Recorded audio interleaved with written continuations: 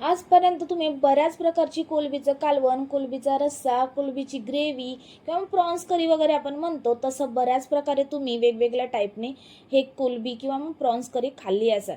पण आज आपण एकदम मस्त असं आगरी कोळी पद्धतीने एकदम झणझणीत आणि चमचमीत कोलंबीचं कालवण बनवणार आहोत, ते सुद्धा माझ्या पद्धतीने. त्यात एक खास वाटण वापरलेलं आहे, ज्यामुळे कालवणाला चिकन आणि मटणासारखी अप्रतिम चव येते. चला व्हिडिओ शेवटपर्यंत बघा, स्किप न करता. चला तर मग आजच्या आपल्या व्हिडिओला सुरुवात करूया. मी ऐश्वर्या फूड गॅलरी अँड ब्लॉगमध्ये तुम्हा सर्वांचं मनापासून स्वागत करते.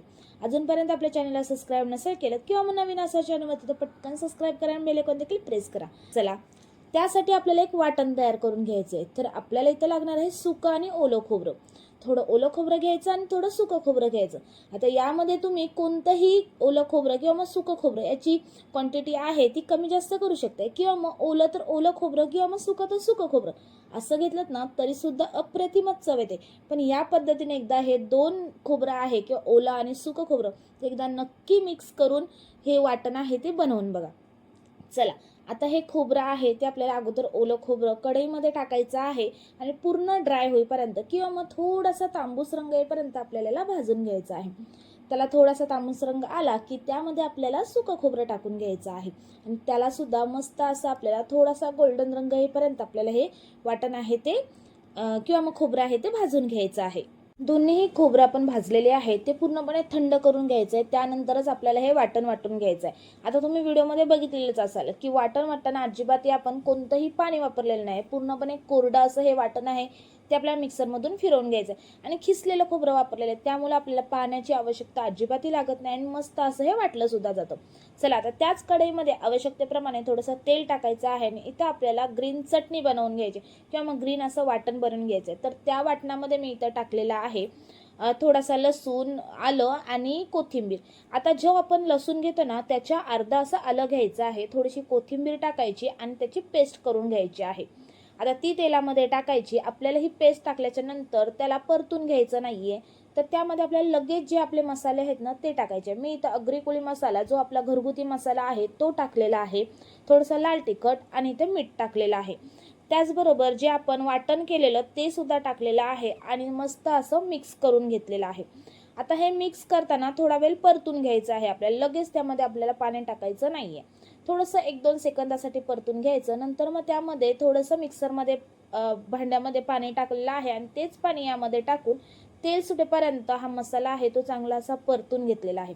आता हा मसाला परतताना आपल्याला याच्यावरती झाकण ठेवायचे. मस्त असा आपला हा मसाला आहे तो न लागता न करपता तेल सुटेपर्यंत हा मसाला आहे तो मस्त परतला जातो. 1-1.5 मिनिटानंतर यावरचं मी झाकण काढलेलं आहे. तुम्ही बघू शकता व्हिडिओमध्ये किती मस्त असा मसाल्याला तेल सुटलेला आहे, मसाला मस्त असा परतलेला आहे, तरी सुद्धा अजिबाती लागलेला नाही आहे, करपलेला नाही. आता यामध्ये आपल्याला चिंचेचा कोळ टाकायचा आहे. जर तुमच्याकडे चिंच नसेल तर यामध्ये आगल असतं, कोकम आगल, ते वापरलात ना तरी सुद्धा जमू शकते. आता लगेच आपल्याला यामध्ये जी प्रॉन्स किंवा मग कोलंबी घेतलेली आहे ती टाकायची आहे, थोडीशी कोथिंबीर आणि आवश्यकतेनुसार पाणी टाकायचं आहे यामध्ये. आता इथे आपल्याला झाकण ठेवायचं आहे फक्त 7 किंवा मग 10 मिनिटापर्यंत. 10 मिनिटामध्ये मस्त असं हे कोलंबीचं कालवण आहे ते तयार होतं, एकदम चमचमीत आणि आगरी कोळी पद्धतीने. याची टेस्ट आहे ना ती एकदम मटन किंवा मग चिकनला सुद्धा मागे पडेल एवढी ही भारी अशी टेस्ट येते. चला, 10 मिनिटं झालेली आहेत. हे कालवण आहे ते मस्त असं शिजलेलं आहे, कोलंबी सुद्धा मस्त अशी शिजलेली आहे.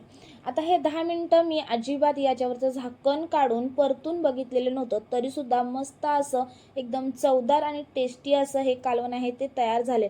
तुम्हाला बघून तर समजलेलंच आहे किती चवदार आणि अप्रतिम चवीचं हे कालवण तयार झालेलं आहे ते.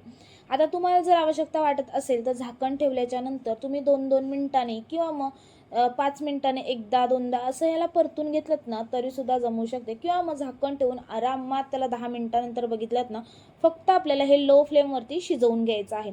10 मिनिटानंतर एकदम चमचमीत आणि टेस्टी अप्रतिम चवीचं हे कोलंबीचं कालवण आहे ते तयार होतं. वरून थोडीशी कोथिंबीर टाकलेली आहे आणि हे आपलं कालवण किंवा मग ही ग्रेव्ही आहे ती झालेली आहे तयार.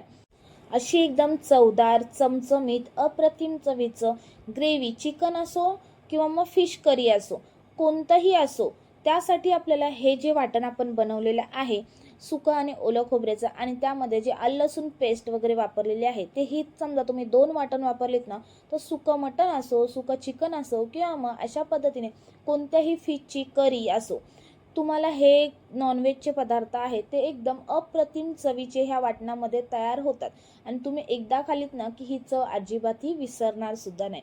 चला, मस्त अशी ही प्रॉन्स करी किंवा मग कोलंबीचं कालवण आहे ते माझ्या पद्धतीने तयार झालेलं आहे.